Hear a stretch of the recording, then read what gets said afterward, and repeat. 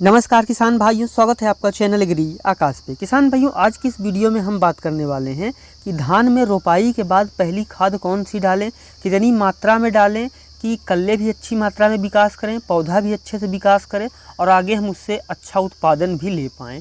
इसके अलावा मैं आपको एक ऐसे स्प्रे के बारे में बताने वाला हूँ, अगर आप इस स्प्रे को करते हैं तो इससे भी आपका जो कल्ले हैं वो काफ़ी ज़्यादा बढ़ेंगे। और इसके साथ मैं आपको 2-3 टिप्स ऐसे देने वाला हूँ जिनसे कि आप बिल्कुल फ्री में अपने खेत में कल्ले बढ़ा सकते हैं। कौन सी खाद डालें, कल्ले कैसे बढ़ाएं, इसके बारे में पूरी जानकारी लेने के लिए इस वीडियो को आप पूरा देखिएगा।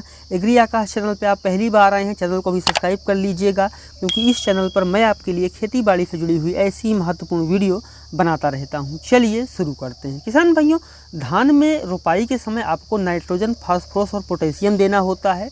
और उसके बाद धान के रोपाई के 20 से 25 दिन बाद जब आप देखें कि आपका जो पौधा है उसमें कल्ले निकलने धीरे धीरे शुरू हो रहे हों, क्योंकि जो कल्ले निकलने का समय होता है वो रोपाई के 45 से 50 दिन का होता है, तो उसके भीतर ही हमें सारी खादें डाल देनी चाहिए और सही मात्रा में डालनी चाहिए। जैसे ही जो आपकी फसल 25 दिन की है तो उसमें किसान भाइयों आपको यूरिया लेना है। 1 एकड़ में आपको जो यूरिया लेना है वो 30 से 35 किलो आप ले सकते हैं। 1 एकड़ में 30 से 35 किलो से ज़्यादा आप यूरिया ना लें, क्योंकि अगर आप बहुत ज़्यादा यूरिया डाल देते हैं किसान भाइयों तो इससे क्या है कि कीट और रोग जो हैं वो काफ़ी तेज़ी से आपके पौधे की तरफ बढ़ते हैं, क्योंकि जो पौधा होता है वो मुलायम हो जाता है। तो आपको बहुत ज़्यादा नाइट्रोजन यानी यूरिया लेने की ज़रूरत नहीं है।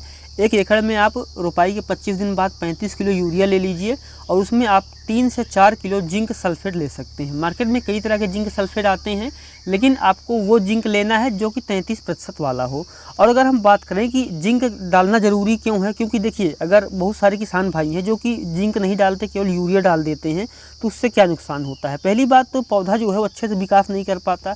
जिंक जो है वो पौधे में पैदावार को भी बढ़ाता है और कल्ले बढ़ने में मदद करता है, और जो पौधा है उसको रोगों से लड़ने में भी मदद करता है, जिसके लिए कि जिंक काफ़ी ज़्यादा इंपॉर्टेंट होती है। तो 35 किलो यूरिया में 3 से 4 किलो आपको जिंक लेकर के खेत में डाल देना है।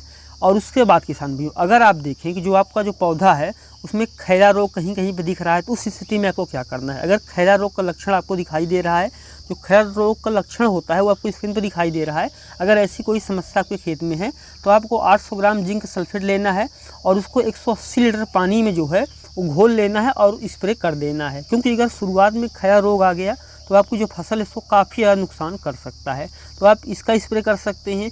या फिर आप 400 ग्राम बुझा हुआ चूना ले सकते हैं और उसको किसान भाई 180 लीटर से 2 फिल्टर पानी में घोल करके जब आप स्प्रे करेंगे तो आप देखेंगे कि इस तरह की कोई जो समस्या है वो आपके खेत में नहीं बची रहेगी।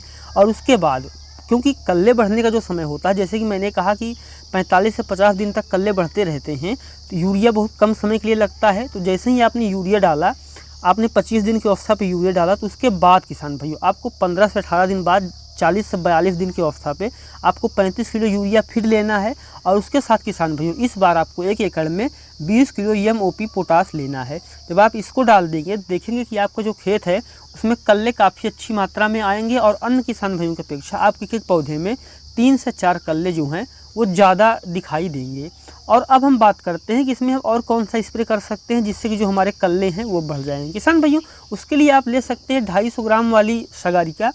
250 ग्राम सगारिका को आपको किसान भाइयों 125 ग्राम को लगभग 1.5 फिल्टर पानी में घोल करके एक बार में स्प्रे करना है। इसका स्प्रे आपको 5 से 6 दिन के अंतराल पे 2 बार करना है। आप देखेंगे इसके स्प्रे से कि जो कल्ले हैं काफ़ी तेज़ी से बढ़ रहे हैं। और इसके अलावा अब हम बात करते हैं कौन से वो तरीके हैं जिनसे कि हम फ्री में कल्ले बढ़ा सकते हैं। फ्री में कल्ले बढ़ाने का जो तरीका पहला है वो ये है कि खेत को आप सूखा रखें।